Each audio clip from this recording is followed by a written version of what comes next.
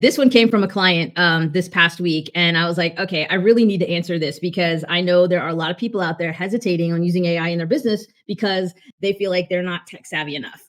And I just want to say you do not have to be tech savvy to use AI. And I'm going to talk about in a minute some of the tools that you can use that you don't need to be a super geek like me to understand how to use it. So if you're not tech savvy, I just want you to know AI is not overwhelming with lots of buttons and craziness that you have to figure out and learn. I guarantee every one of you use a smartphone, and AI is much simpler than using your smartphone. So I would recommend to get started with an AI tool. And again, I'll go through some tools in a minute here, but I would say start with one small task. Just and again, don't use it like Google. It's not AI is not a search. It is a search engine, but it's not meant to be used just as a search engine. Don't just ask it to go look up something for you.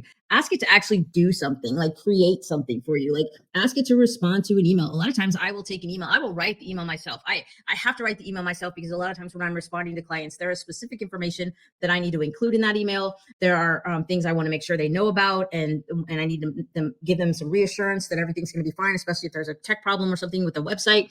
Or if I'm just providing some kind of a brand strategy and I want to just make it super clear that we're on the right path with the direction that we're going, I will take that. I'll put that into AI and I'll just say, hey, just clean this up for me. It still sounds like me. It's just maybe, obviously I talk a lot here. You'll notice that sometimes my thoughts just wander. And so sometimes my emails do that too. And I needed to summarize and make it a little more concise. So AI is great for that. It's a great way to just do that.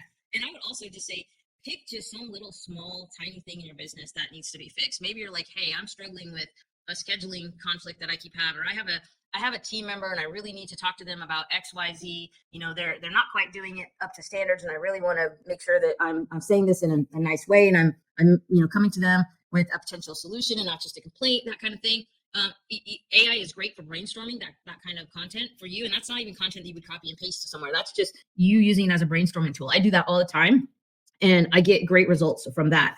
Also, think of it as hiring a digital intern, whether you use a free version of AI or you use a paid version of AI. I'll highly recommend going with paid. You get more value out of that, but then it's not that expensive.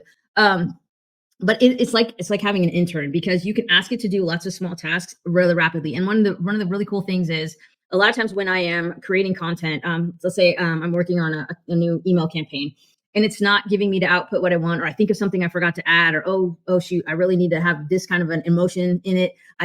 So I'm constantly just iterating on it. If you were doing that to a human being, they would be so annoyed with you because they're like, oh my gosh, this person is so picky. With AI, you don't have to worry about that. You can cycle through 10, 20, 30 revisions of that and in a matter of minutes and get what you need versus back and forth with a person rewriting it. Well, they have to go back. They have to, think about what you said. They have to do some rewrites and edits and things like that. It would take them longer to come back with whatever content you needed them to create. But with AI, I can do that over and over again. And so far, my AI has never complained that I am taking too long or I'm making it complicated or too hard. So that's a big plus right there as using AI as a digital intern.